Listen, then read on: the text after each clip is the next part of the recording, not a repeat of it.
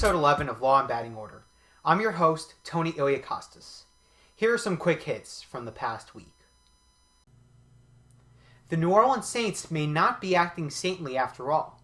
On Friday, the NFL Security Department and NFL Commissioner Roger Goodell made an announcement that between 2009 and 2011, 22 to 27 Saints players and one assistant coach believed to be former Saints defensive coordinator Greg Williams created a bounty fund to reward players for causing game-ending injuries inflicted on opposing players, including quarterback legends Brett Favre and Kurt Warner.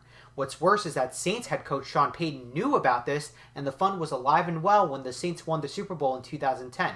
It is suspected that Roger Goodell will punish the Saints organization through fines, suspensions, and potentially draft forfeitures. Orlando, Florida was host of last weekend's NBA All-Star Weekend. Team Chuck beat Team Shaq in the NBA Rising Stars game. Tony Parker escaped with a win in the Skills Challenge. Kevin Love got all the loving he needed at the three-point challenge competition. And Utah Jazz small forward Jeremy Evans won the slam dunk competition, which is fairly lackluster this season.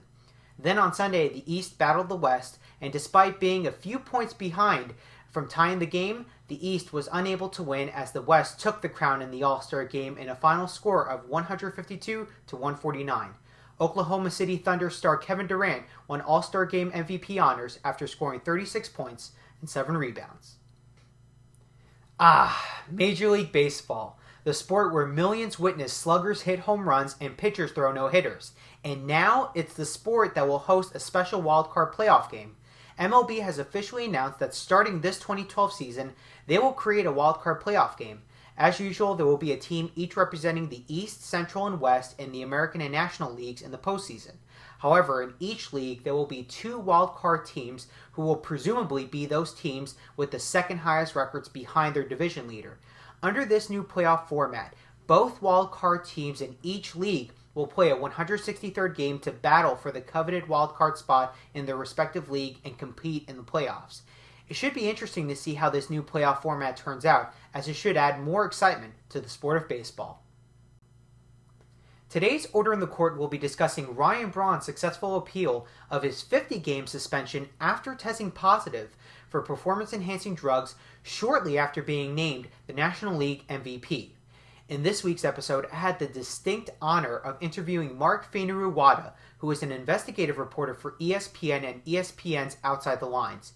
He is best known for his investigative work on Balco, the health clinic that illegally administers steroids and other performance-enhancing drugs to players like Jason Giambi and Barry Bonds.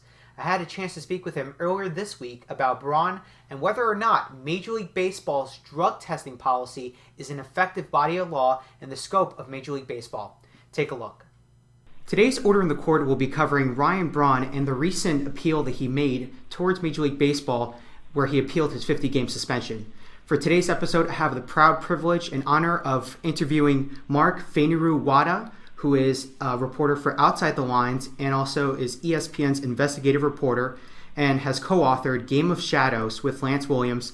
And furthermore, he was the man who helped unravel Balco's scandal and initiated drug testing in Major League Baseball. Mark, how are you doing? Good, thanks. How are you doing? Very well. So this Ryan Braun situation has been, I think, more of a roller coaster to say the least. Here you have a National League MVP who was just named a few weeks prior in November or right after the regular season had ended. And he comes out, there's this report that comes out that you reported that he had tested positive for performance-enhancing drugs. Can you more or less give us the timeline as to the timeline of events? Like when did the initial test occur? When was he notified that he actually tested positive for performance-enhancing drugs? Is there sort of a timeline that you can give us? Sure. TJ Quinn and I reported on this from the beginning. He's my colleague at ESPN, and TJ and I reported that Braun was tested during the playoffs in Milwaukee. Looks like October the 1st. The sample is then delivered, sent out the following Monday. So it's collected on a Saturday, October 1st, and delivered on October 3rd, or sent out on October 3rd. And then he's notified, I don't know the exact date of notification, but it's sometime over the next several weeks prior to him winning the MVP award. So at the time that he is named the MVP and accepts it, he's aware that he's now facing a possible 50-game suspension for testing positive under the baseball's steroid policy. He then begins the process of appealing, and that ultimately the appeal happens in mid-January. So was there any dispute at all that he tested positive? Did he obviously admit that he was indeed taking a performance-enhancing drug? Well, what ends up happening is, according to the sort of reporting we have, behind the scenes, his defense team, he suggests that he doesn't know how this got in his system. He wants to fight it. They go through several different discussions about possible areas that they might be able to argue and dispute the positive finding. Ultimately, our understanding is that when the hearing takes place, the defense team argues not about the sample itself. There's no question about the integrity of the sample or whether it's been degraded, whether any of the seals on the sample were broken when they ended up at the testing agency or the lab.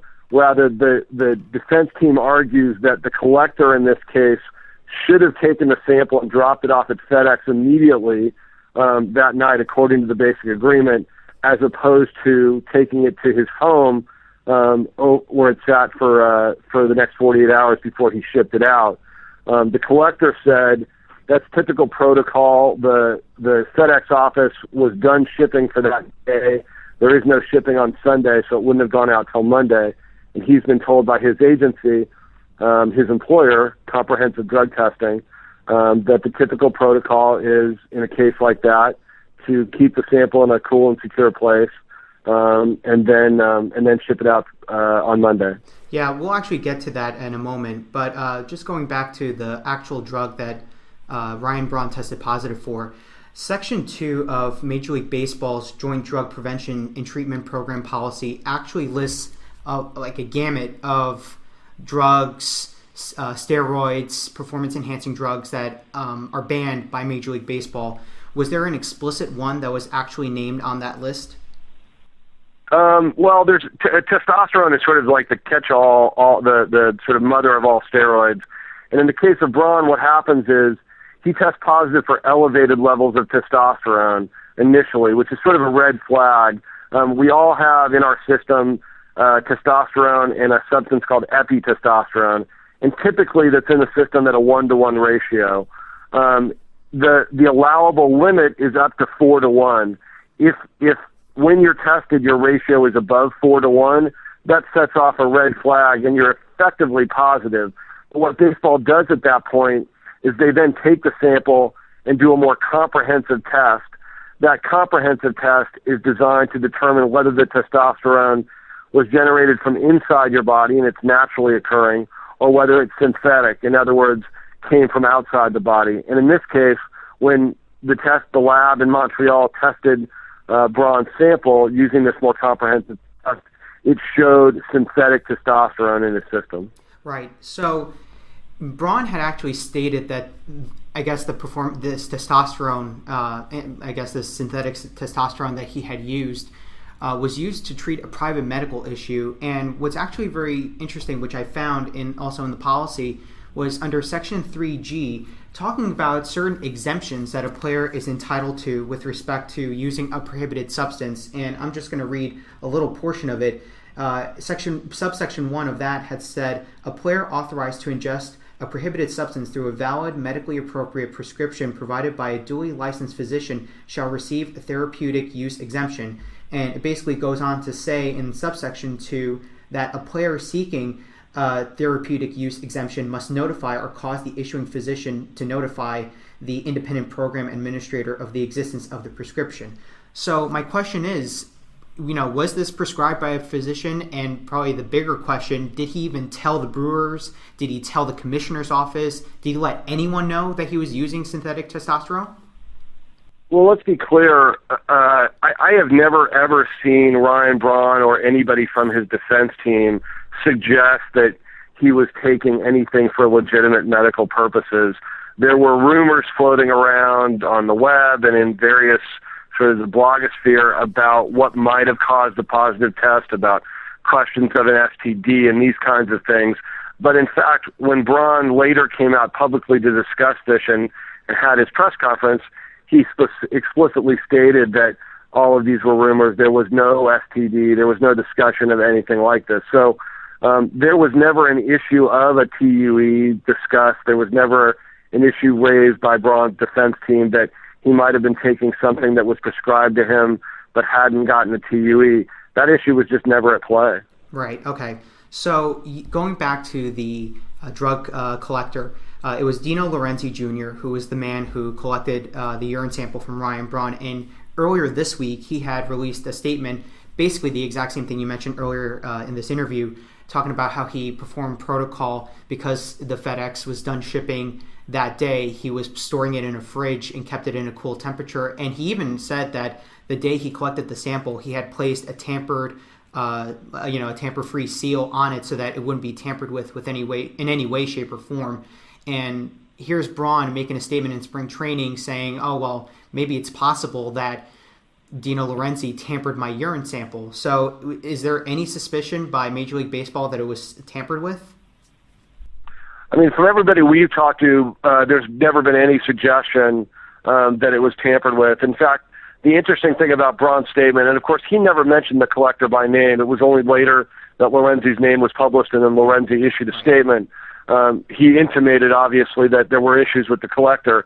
But that intimation sort of was contrary, as our understanding, to what had been argued during his actual hearing. During his hearing, there was never an issue raised about whether the sample was tampered with or degraded. And the lab folks, when they testified to all the seals being intact, no sign of degradation, no sign of tampering. So that really, as our understanding, that's the first time that issue was raised when Braun did it during his press conference. Yeah. So altogether, you've got this back and forth between Braun, Lorenzi. It's almost like there's not a clear answer. I mean, obviously, Major League Baseball will further investigate this. But in your professional opinion, given that you've investigated Balco, you were the first one to report about Marion Jones in your book. Same thing with Jason Giambi. All this drug activity going on in Major League Baseball, sort of like brings up the question, whether or not the arbitration panel should have been a little bit more harsher towards Braun. I even heard on the radio at one point that maybe the arbitration panel should have given Braun a 25-game suspension, not necessarily just let him walk away scot-free. Do you think that could have been a more appropriate, reconciliation to solve this problem rather than just let the guy walk on the field and start on opening day?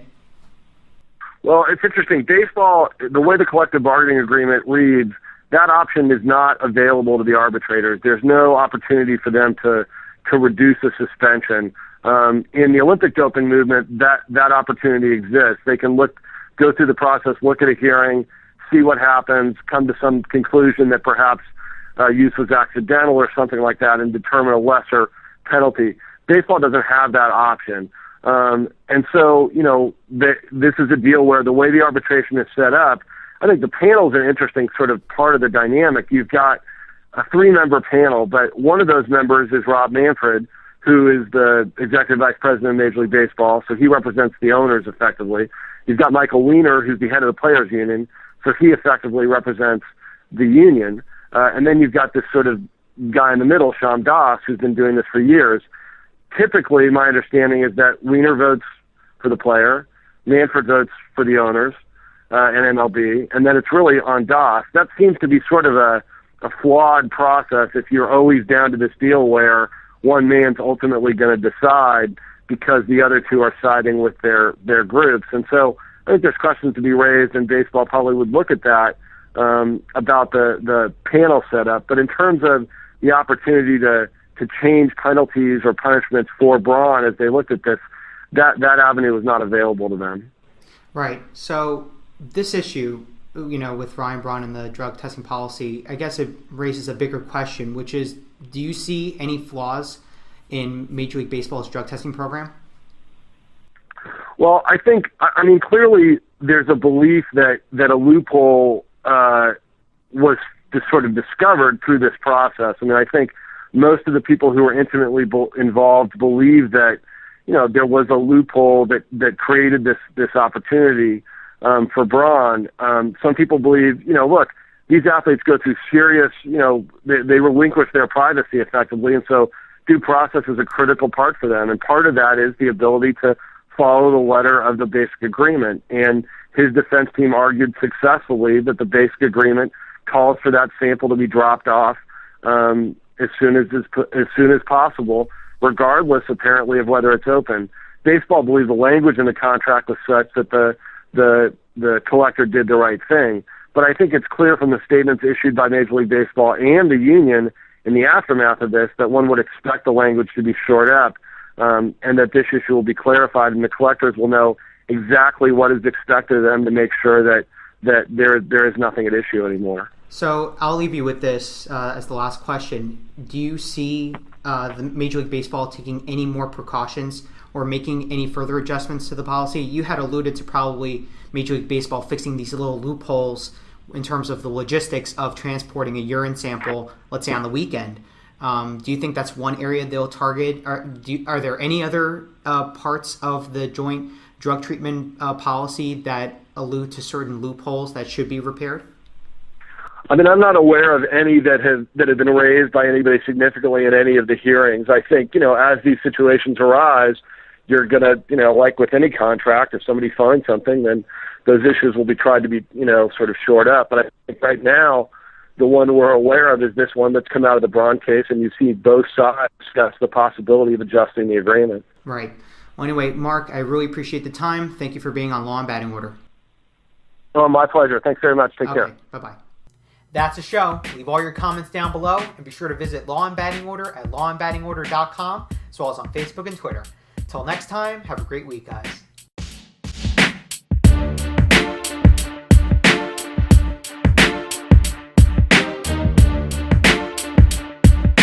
With a win in the Skills Challenge, Kevin Love got all the loving he needed at the three-point challenge competition, and Utah Jazz small forward Jeremy Evans won the slam dunk competition, which is fairly lackluster this season.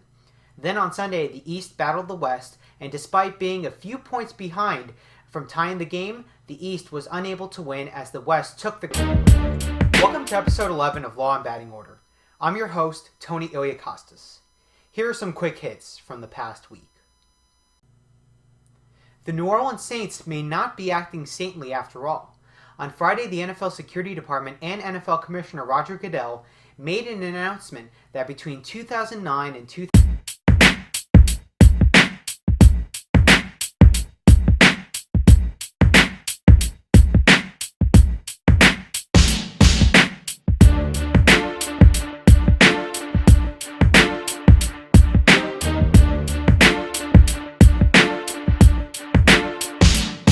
alive and well when the Saints won the Super Bowl in 2010. It is suspected that Roger Goodell will punish the Saints organization through fines, suspensions, and potentially draft forfeitures. Orlando, Florida was host of last weekend's NBA All-Star Weekend. Team Chuck beat Team Shaq in the NBA Rising Stars game. Tony Parker escaped 2011. 22-27 Saints players and one assistant coach believed to be former Saints defensive coordinator Greg Williams created a bounty fund to reward players for causing game-ending injuries inflicted on opposing players, including quarterback legends Brett Favre and Kurt Warner. What's worse is that Saints head coach Sean Payton knew about this, and the fund was